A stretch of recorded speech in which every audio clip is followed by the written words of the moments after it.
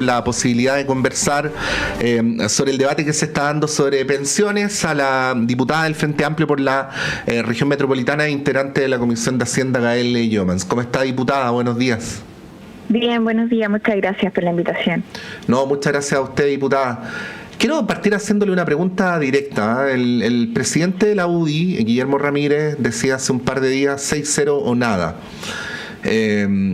Volvió a decir 6-0 nada, porque seguramente usted lo ha escuchado varias veces decir lo mismo. ¿Qué sentido tiene seguir negociando, esperando? Porque sabemos que hay un acuerdo firmado, pero parece que él lo entiende de una manera bien distinta como lo entienden ustedes.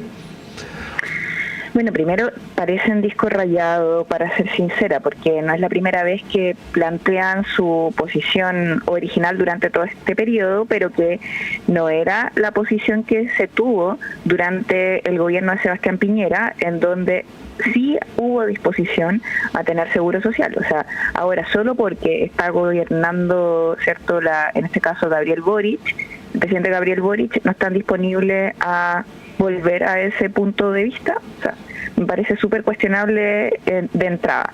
Y en segundo lugar, mira, el tema sobre la desconfianza que es fundada, que tenemos en la derecha, también tiene que ver con ese tipo de posición. O sea, la obstrucción, el no tener ningún interés, incentivo a ponerse de acuerdo en una reforma de pensiones, a ceder un poquito. O sea, el gobierno ha presentado propuesta tras propuesta, cediendo posiciones para poder tener una reforma que mejore las jubilaciones, y la derecha prefiere, ¿cierto?, en este caso la UDI, porque el presidente de la UDI prefiere mantener las cosas como están, porque hay un negocio que sigue generando una renta lucrativa.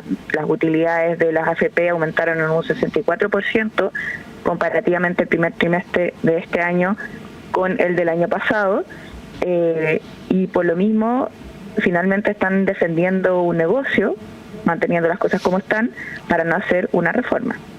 Uh-huh. Diputada, ¿cómo le va? Buenos días. Buenos días. Está bien complejo cómo poder llegar a entendimientos en la Cámara de Diputados, pero finalmente en el Senado sí se habría llegado a un entendimiento, por lo menos un protocolo de cómo ir avanzando en torno a este tema, y que ha recibido críticas importantes por parte de parlamentarios de la Cámara de Diputados de su sector. ¿Cómo ve ese acuerdo y si es que es posible que eso se pueda replicar finalmente en la Cámara de Diputados? Bueno, lo primero, nosotros valoramos el acuerdo en el sentido que logra sacar del estancamiento la reforma. Fija plazo, hay principios, dentro de los principios se recoge el aporte del Seguro Social, pero son principios los que están en ese acuerdo. Hay una especificidad que hay que ir conversando, dialogando ya en la presentación del articulado, y ahí es lo que decía inicialmente. O sea, nosotros desconfiamos de la actitud que ha tenido la derecha, porque en otras reformas hemos visto, y en esta misma, por al menos, cierto, diciendo desde de la experiencia, que se terminan desdiciendo de lo que acuerdan. O sea, en el caso de la ley corta de ISAPRE, el senador Macaya, que en ese caso presidía la comisión mixta, se desdijo de lo que acordó la noche anterior. Yo lo vi, o sea, se comprometió, ¿cierto?, a que el plazo para pagar la deuda fuera 10 años, al día siguiente ya estaba pidiendo más y terminamos, ¿cierto?, cediendo más, 12 años. Entonces, están acostumbrados a desdecirse, a no cumplir. Y en el caso de esta misma reforma en la Cámara de Diputados, los demócratas, ¿cierto?, los parlamentarios de demócratas firmaron un compromiso con el Ejecutivo, y después en la sala se desdijeron, o sea, votaron en contra del 3 y 3. Al final, ¿en qué quedan, cierto, esos compromisos? ¿En qué quedan los acuerdos? Son fuerzas políticas que no cumplen su palabra. Y eso es lo que nosotros al menos miramos de manera bien fiscalizadora respecto a lo que vaya a suceder, primero lo que se vaya a sacar del Senado, porque nosotros, la Cámara de Diputados y Diputadas, se va a referir a lo que se vote en el Senado luego de que vuelva, ¿cierto?, a la Cámara, los cambios que se logren hacer, y ahí tendremos que nosotros votar lo que haya que votar, pero hasta ahora vamos a estar mirando, ¿cierto?, qué es lo que finalmente se logra sacar del Senado, pero la desconfianza es fundada con la derecha. Sí, en esa misma línea, diputada, hay quienes hipotetizan que que ese sector que está en posiciones más duras de la derecha quiere ganar tiempo, y lo que se estima que estarían tratando de hacer, lo digo, esto es hipotético, no tengo método científico para probarlo, tampoco tengo una bola de cristal para predecir el futuro, pero es esperar el resultado de las municipales, basarse en un eventual crecimiento porcentual de la votación, en la recuperación de algunas alcaldías que hoy no tienen, para decir el pueblo de Chile respalda nuestras ideas y por lo tanto no vamos a negociar nada. Seguramente usted ha escuchado esa hipótesis. ¿Qué decir sobre ello? Sí, bueno, yo la verdad es que han buscado todo tipo de excusas para aplazar las votaciones, ¿no? O sea, en este caso o las elecciones municipales, con anterioridad, o sea, hemos estado 3 años sin avanzar en que se logre sacar la reforma de pensiones. Ya nos falta 1 año, ¿cierto?, para que termine este gobierno.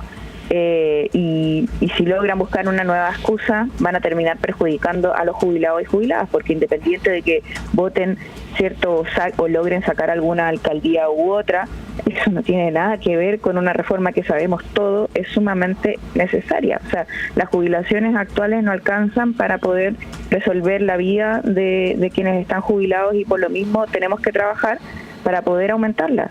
Es así de simple, y si eso lo quieren obviar buscando una nueva excusa, tendrán que responderle a la ciudadanía, porque lógicamente van a ser ellos los responsables nuevamente de no tener una reforma de pensiones. Estamos conversando con la diputada del Frente Amplio por la región metropolitana, integrante de la Comisión de Hacienda, Gael Yeomans.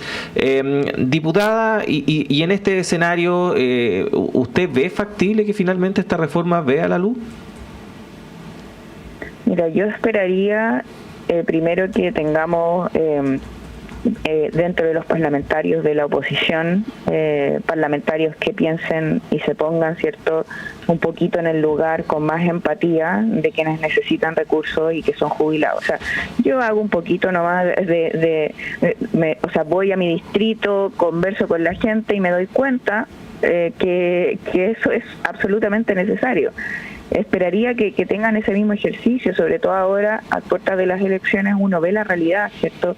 Uno ve las necesidades, y dado que van a estar en campaña, que logren visibilizar eso, conversar con quienes van a ser sus votantes y finalmente cambien de posición. O sea, no tiene ningún sentido seguir estancados en una reforma que por 2 periodos por lo menos de gobierno anterior, 3 ya, ¿cierto?, sería con no logremos sacar del Congreso. O sea, la lógica no va a cambiar para un siguiente gobierno. Vamos a estar en la misma situación y simplemente habremos desplazado el debate, habremos hecho esperar a muchas personas el poder contar con mejores jubilaciones, y eso no tiene, al menos creo, o sea, me parece que aumenta el descrédito de la política el no lograr un acuerdo en la reforma de pensiones. Entonces, y de eso no depende la voluntad del gobierno para lograrla, sino que más bien depende de la voluntad de la derecha. Yo esperaría que se remuevan un poquito, sobre todo en este escenario que es electoral, pero que también permite tener más conexión con los vecinos y vecinas a quienes representan. Sí, diputada, yo sé que es difícil, además usted que está en esta tarea cotidiana de la política representativa, mirar los escenarios más en el largo plazo, pero me quería permitir hacerle una pregunta al respecto, porque lo que uno ve aquí evidentemente es una confrontación de carácter ideológico, ¿no? Hay sectores del país representados en el Parlamento a los que usted pertenece que quisieran una participación mucho más activa del Estado en la seguridad social, entendiéndola según la Declaración Universal de Derechos Humanos. O sea, cuando hay un derecho humano, evidentemente tiene que haber un rol cautelador del Estado. Y hay otra mirada ideológica que también está muy fuertemente representada y que quizás es mayoritaria en el Parlamento actual, que plantea que más bien la seguridad social tiene que ser resuelta a través de esfuerzos individuales. A mí me da la impresión, mirando los resultados de las últimas elecciones, que no es posible en el mediano plazo que haya una fuerza tan hegemónica que logre imponer totalmente su voluntad sobre la otra, ¿no? Por lo tanto, guste o no, da la impresión de que en el mediano o largo plazo va a haber que conversar buscando algún camino en el medio, ¿no? ¿Qué reflexión podría hacer sobre esto? Porque a pesar de lo que yo digo, el debate cotidiano se da muy en el sentido de lo que yo digo o nada, ¿no? Y así es que se acumulan los años y tenemos esta situación un poco angustiante que usted describía en la conversación con los vecinos de su distrito. Sí, yo estoy totalmente de acuerdo. O sea, por lo mismo, la propuesta, que incluso ha variado, se ha cedido bastante, y eso yo creo que no o sea, ha quedado en evidencia todo lo que se ha cedido por parte del gobierno y las fuerzas políticas, ¿cierto?, que estamos en esta alianza. Pero el otro lado, ¿cierto?, desde la oposición, no se den nada. O sea, escuchar al diputado Ramírez diciendo lo mismo que dijo cuando empezó este gobierno, escuchar, ¿cierto? Entiendo que además la posición de Evelyn Matei, planteando la misma disposición, o sea, no es volver a cero, es volver al estancamiento. Eso es lo que quieren, que el país se estanque, que no avance, y eso me parece sumamente riesgoso, sobre todo para el cuidado de la democracia, para el cuidado y darle un poquito más de legitimidad, ¿cierto?, a la política, al rol de la política. Si la política no resuelve problemas, claro que se deslegitima. Entonces después se preguntan por qué el descrédito que tiene el Congreso. Bueno, en parte yo diría que esto es fundamental, sobre todo porque cuando uno ve la situación y dimensiona el sistema previsional chileno, dimensiona, ¿cierto?, los efectos que ha tenido en las jubilaciones de las personas, y piensa también en lo que podría mejorar la propuesta que ya está. O sea, cuando se dice que 2% vaya al seguro social, es porque va a aumentar hasta 113.000 pesos más las jubilaciones de las personas. Por eso lo estamos defendiendo.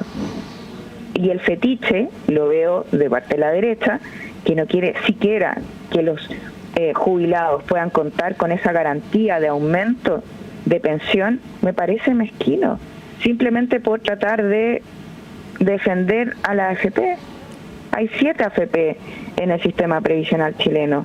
Hay 7, o sea, ni siquiera la lógica de ellos, de tener más competencia, de tener más libertad de elección, no aguanta mantener la postura que están sosteniendo hasta ahora.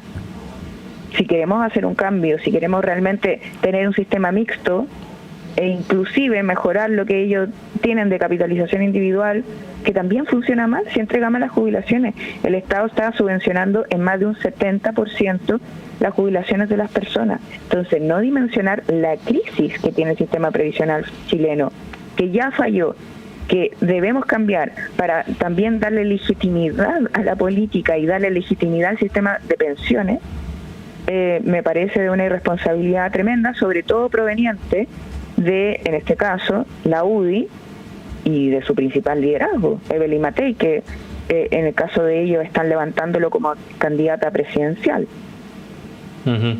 Bueno, diputada, vamos a quedar muy pendientes respecto de cómo se va dando el debate, tanto en el Senado, si es que finalmente se destraba finalmente esta situación, o bien en la Cámara de Diputadas y Diputados, una vez que ya vuelva el proyecto a esa Cámara. Un abrazo, que esté muy bien. Muchas gracias a ustedes, que estén bien. Diputada, bien breve antes de que nos vayamos, de que la liberemos. No, en realidad liberar no, pues no la teníamos cautiva, la estábamos entrevistando nomás. Hay quienes dicen que la idea de legislar se podría, yo sé que en el Senado, pero ¿cómo ve usted ese escenario de que se pueda votar por lo menos la idea de legislar antes de fiestas patrias? Sería, mira, por lo menos, bueno, es que creo que no, que ya a esta altura, habiendo aplazado además el resto de la votación al calendario, es lo que debiera ocurrir, ¿cierto? Si el acuerdo un poco tenía que ver con que las señales fueran para que se votara a favor de la idea de legislar y luego se avance en particular. Yo no veo que más que en el fondo se esté cumpliendo con la palabra de cumplir los plazos, pero pero en esto lo que se va a decir realmente respecto a la reforma de pensiones y que se logre avanzar es poder sacarla. O sea, y eso requiere un acuerdo completo, un acuerdo del sistema que se va a tener, y esa creo que es la señal que se espere, la señal contundente que requiere la ciudadanía respecto a los avances que pueda dar, en este caso, el gobierno con el Congreso en un tema tan importante como este. Bueno, ahora sí, diputada, muchas gracias por estar con nosotros, que esté bien. Gracias, que estén bien. Chao.